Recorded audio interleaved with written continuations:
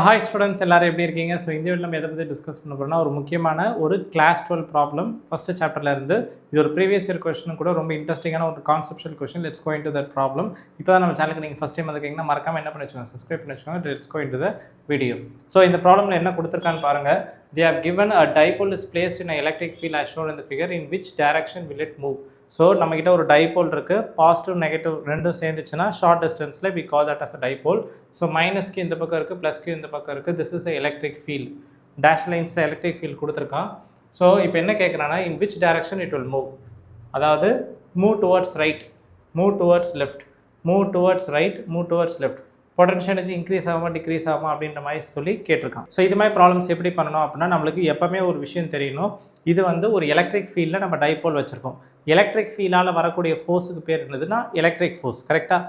அது வந்து எப்போவுமே ஒரு கன்சர்வேட்டிவ் ஃபோர்ஸ் தான் நம்மளுக்கு எலக்ட்ரிக் ஃபோர்ஸ். ஸோ எப்போவுமே electric force will acts in such a direction it will try to decrease the potential energy. Sir எப்படி சார் சொல்கிறீங்க?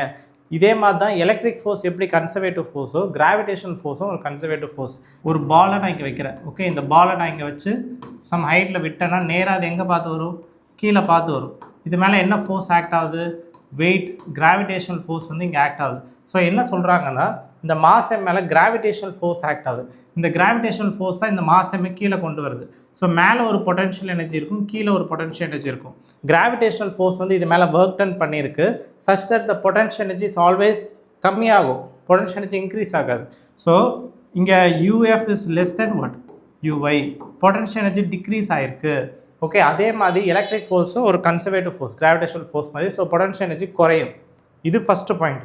ஸோ இந்த ஆப்ஷனில் எது கரெக்டாக இருக்கும்? டெஃபினெட்லி பொட்டன்ஷியல் எனர்ஜி டிக்ரீஸ் ஆனால் இந்த சி அண்ட் டிக்குள்ளே தான் ஏதோ ஒரு ஆப்ஷன் கரெக்டு. கண்டிப்பாக நம்மளுக்கு ஏ அண்ட் பி கிடையாது. ஏன்னா அங்கே வந்து என்ன இருக்குது? பொட்டன்ஷியல் எனர்ஜி இன்க்ரீஸ்ன்னு போட்டிருக்கான். So it's not going to be கிடையாது. Is it clear? இப்போ என்ன டைரக்ஷனில் ஃபோர்ஸ் ஆக்ட் ஆகும் அப்படின்னு பாருங்கள். நல்லா கவனிங்க. இங்கே வந்து ஃபீல் லைன், இங்கேருந்து ஃபீல் லைன்ஸ் இப்படி போகிற மாதிரி போட்டிருக்கேன்னா, ஸோ இங்கே தானே ஃபீல் லைன்ஸ் க்ளோஸராக இருக்குது. ஸோ இந்த இடத்துல ஃபீல்டோட வேல்யூ என்னவாக இருக்கும்? ஹையாக இருக்கும். இந்த இடத்துல இருக்கக்கூடிய ஃபீல்டு வந்து ஹை. இந்த சைடில் வந்து ஃபீல்ட் லைன்ஸ் ஃபார் அப்பார்ட்டாக இருக்கனால ஃபீல்டு வந்து இங்கே என்னது? லோ ஃபீல்டு இங்கே இருக்கும். லோ இ, இங்கே என்னது? High field. ஓகே, ஸோ அதனால் இப்போ ஒரு சார்ஜ் வச்சுருக்கோம், negative charge and this is positive charge. Positive charge எப்போவுமே எந்த டேரக்ஷனில் ஃபோர்ஸ் எக்ஸ்பீரியன்ஸ் பண்ணால் ஃபீல்ட் டேரக்ஷனில் எக்ஸ்பீரியன்ஸ் பண்ணும். நெகட்டிவ் சார்ஜ் ஃபீல்டுக்கு ஆப்போசிட் டேரக்ஷனில் ஃபோர்ஸ் எக்ஸ்பீரியன்ஸ் பண்ணும். ஸோ மைனஸ் கியூ வந்து எந்த டேரக்ஷனில் ஃபோர்ஸ் எக்ஸ்பீரியன்ஸ் பண்ணும் அப்படின்னு பார்த்தீங்கன்னா, it experience force in this direction, negative charge. Positive charge எப்போவுமே ஃபீல்ட் டேரக்ஷனில் எக்ஸ்பீரியன்ஸ் பண்ணும்.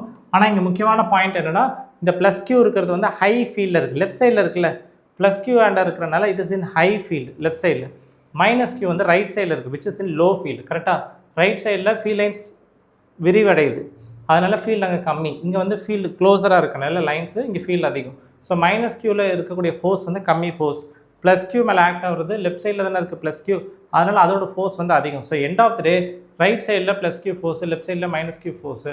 எந்த ஃபோர்ஸ் டாமினேட் பண்ணணும்னா plus Q is greater than F minus Q. So இதுலேருந்து என்ன சொல்லலாம்?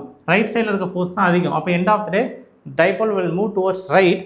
அந்த டைரக்ஷனில் தான் கண்டிப்பாக பொட்டன்ஷியல் எனர்ஜி என்னவாக இருக்கும்? கம்மியாக இருக்கும், விச் வி டிஸ்கஸ்ட் இயர். இது கிராவிடேஷனில் எப்படி வந்து பொட்டன்ஷியல் எனர்ஜி கம்மி பண்ண ட்ரை பண்ணுமோ, இங்கேயும் நீங்கள் செக் பண்ணி பார்த்தீங்கன்னா பொட்டன்ஷியல் எனர்ஜி கண்டிப்பாக கம்மியாகும். ஸோ கண்டிப்பாக பொட்டன்ஷியல் எனர்ஜி கம்மியாக போது and it move towards right. Option C தான் இங்கே கரெக்ட். ஓகே, ஸோ இந்த ப்ராப்ளம் கண்டிப்பாக நீங்கள் கான்செப்ட்ஸ் அண்டர்ஸ்டாண்ட் பண்ணியிருப்பீங்க. ரொம்ப யூஸ்ஃபுல்லாக இருந்திருக்கும்.